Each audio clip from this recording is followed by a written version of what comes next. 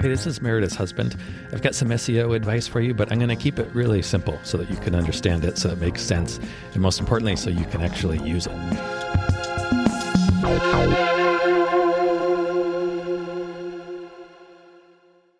Okay, this week, we're going to talk about how to get more people who are visiting your website to actually contact you. Ooh, that's very good. That's why we make the website. That is, yeah. So this is not a lot of times people just think of SEO as getting more people to your website, getting higher in the rankings. So this might, people tend to think this maybe is not SEO. This is improving your conversion rate. Mm-hmm. But this all falls under SEO in my book and in most SEO's books. Do you have a book? I do, yeah. I haven't written it yet. It's still in my head, but yeah. No, I see the chapters. It's definitely there. Yeah, very nice. I see the footnotes. Yeah, written all over. Are you noted in the foots? I think I'm dedicated. Right. I think this is dedicated. First page is just dedicated to Meredith from her husband. Right. Okay. So what did I just say we're going to talk about? We're going to talk about call to action. No. That's one point. We're going to talk about getting more people to contact you who are visiting your website. It's the conversion rate. So I tend to think of this. Yeah. Well, you were right about that. That's right. Okay. Today, talking about conversion rate. So I tend to think, one way I think about websites is, and when people are visiting your site, in your case, your children's photographer website, right? Yeah. So what is it that they want to do? They want to hire a children's photographer. That's probably why they're there, right? Right. With some, there are probably some people checking out their competition so most of the time it's because people want to hire a children's photographer, though. Right. They are not there because they want to visit children's photography websites. That's not their ultimate goal. Their ultimate goal is to hire a children's photographer. Part of your job as a website owner is to just eliminate the friction between that your website may be creating. Eliminate the friction. Make it easier for them to do that. And you'd be surprised, a lot of websites put up unnecessary. They actually do things to make it more challenging. Oh, I don't doubt it. Even like multi-million-dollar companies do this. This is not, it's I guess this is why I'm able to make a living doing what I do. But yes, that's why they need you. Yeah, and we need you. Anyway, that's good to know. So, have you heard of that? There's people used to say you have 2 seconds. When somebody visits your website, you get 2 seconds to capture their attention. Actually, yeah. It's actually, that was years ago. I think it's probably more like 2/100 of a second. It's 2 seconds is being generous. But when somebody gets to your website, you're going to have to answer 3 questions like really quickly. Uh-huh. So the questions that the visitor is going to be asking themselves, probably unconsciously, but what is this place? What am I looking at? Where am I? I mean, they don't know. This is the first time potentially the first time they're interacting with your business or your brand at all. And you don't know what page they're coming into. It might not be your homepage. In fact, probably at least half the time they're coming into some other page. So you got to let them know right away, what is this place? Then you got to let them know, what are they supposed to do? Okay. So they know where they are. They know what it is they're looking at. What do they have to do on this page? Do they need to read a bunch of text? Do they need to watch a video? Do they need to look at images? Do they need to, take a test? Whatever. Then the third thing is, what is the decision that they need to make? And that's going to be your call to action. What do they need to decide ultimately, either to do or not do on this page? Either they're going to do something or they're going to leave, most likely. Right. So those are the 3 things. Those are the 3 questions. And that leave is called a bounce. That's a bounce. Yeah. If somebody comes into your, that's correct. Good job. Thank you. It's also what happens, when I go to parties and it's just not happening. I say, yo, I gotta, bounce. I like to think that SEO is so hip that, when you go to like a cool party and people are like, yo, man, I got to bounce, that they're talking about exactly. that they get that from SEO.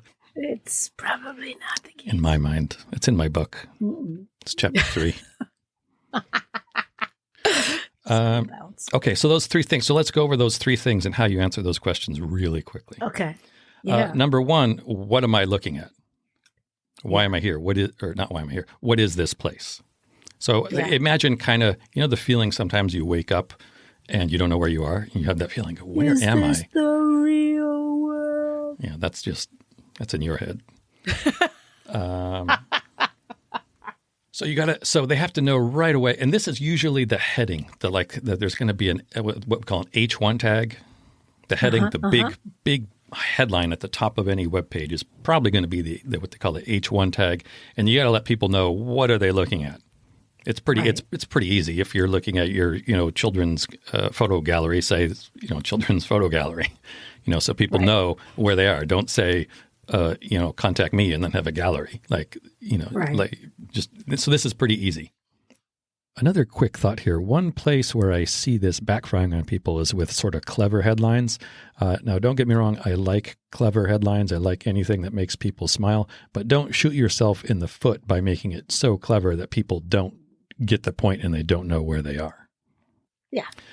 Number 2, what are they supposed to do? So this is a little more kind of like subjective, I guess. They're going to know this is a little more, you got to make it intuitive. What are people supposed to do? You don't tell them, read this paragraph of text, look at this image. Right. It's a little more intuitive. Like if there's an image gallery, most likely that they're supposed to look at the images in that gallery. So the thing to do, though, is don't give people competing things to do. Right. So don't have, for example, if you have some text that you want a visitor to read, don't have 2 big chunks of text right next to each other. Because then in their mind, those are competing things. Which of these things of text am I supposed to read? This is why you very often see, when you're looking at a web page, you'll get like some sort of image on one side and the text on the other side. Yeah. Those 2 things are not competing. Right. Like you'll never going to see like 2 images right next to each other without any text. It's like there's a flow there. Like people can look at an image and it's usually not – it's going to be – a lot of times it's a very generic image just there to guide the eye through. You won't see 2 videos right next to each other, 2 galleries right next to each other. So this is more about flow and giving things one thing to do at a time. Now on a web page you can have somebody – you can have a few things for them to do. 1, 2, 3, and then plus your call to action. But don't give them to them at the same time. Don't make it that creates a sort of overwhelming feeling. The one exception to that would be like discount e-commerce stores, like Amazon. Right. You go to Amazon, there's a million things to do. That's because it's it kind of it's the sensation that they're going for is to overwhelm you with all the great bargains, like something like that. Right. That's if you look at a higher end e-commerce, go visit Apple or something like that. They probably don't do that. Mm-mm. And lead gen sites, like everything outside of e-commerce, is often a lead gen site. Lead generation, like you want somebody to contact you so that you can do business with them. You want to keep it simple. So you have your 1, 2, maybe 3 things for somebody to do: read some text, watch a video, look at a gallery. Then you're going to have the 3rd thing, your call to action. What is the decision they need to make on this page before they bounce? And we don't want them to bounce unless if it's not a cool party, then they're going to bounce. They're going to bounce. Got to make the party cool, my friends. Is that a callback? Yeah. It's a little soon to be a callback, but yes, it was a callback. Well, you kind of want to space that out a bit. All right. We'll need to make this satisfying podcast longer so I can do more callbacks. Yeah, right. That's what everybody wants. So the call to action is the decision. That's the very, on a lot of your main web pages, that's going to be contact me, book a session, make a reservation, whatever. On a blog page, it might be something else like, hey, read these other blogs. But this is the final thing that people need to do. And a lot of times what people are going to do when they start visiting a web page for the first time is they're going to probably scan the page to see what the call to action is. What are you asking them to do? What is the decision they'll need to make? Then they'll go back and they'll read through. And subconsciously, they're kind of thinking, okay, how does this, they're going to look at what you're trying to sell them and then go back and look at your page, the rest of your content, and then actually decide, do they want that? Exactly. And what you're selling them is just to contact you. So this is like that process, those 3 questions, that's just eliminating the friction, making it easier. Because otherwise, if somebody comes to your site, any page on your site, and they, even for a tiny fraction of a second, don't know what it is they're looking at, or don't know what they're supposed to do, or don't know what decision they need to make, that's a little bit of frustration. That kind of fits what they used to call the 2-second test. And what I've talked about Amazon and when they studied conversion rates, and if a page takes like 1,000th of a second longer or 1/10 of a second longer to load, the conversion rate noticeably drops. So eliminate friction, eliminate any uneasiness or confusion or distraction, and just make it easy. Because remember, that person, at least partly, is there because they want to hire you. They want to hire a children's photographer. Right. It's a mouse with the cheese. The mouse wants the cheese. If you give it a labyrinth, it's not going to be happy. You give him a tunnel, boom, mouse to cheese. That's the M to C rate. That's chapter 7 in my book. Yeah. Yes, it is. Yeah, I thought it was 9 for some reason. That is the end of this podcast. There it is. What were we going to talk about? If anybody has an idea on how you end a podcast, we're like the people at the party. There's a podcast on it. Yeah, probably. We're like the people at the party who just go around and keep saying goodbye but never leave. Oh, good God. Yeah. Okay, bye everybody. Thank you. Genius. Hey, thank you so much for listening. We really hope that you find this helpful and useful. And if you do, what you could do for us as a thanks would be to, drumroll please, yes, leave a review. Yes, everybody says it, I know, but it really does make a difference. Take 3 seconds, leave as many stars, say something really nice about what you like about the podcast and maybe why other people would like it. It would mean the world to us, especially my husband. That better? All right, I'm going to try one where I'm not going to be charming.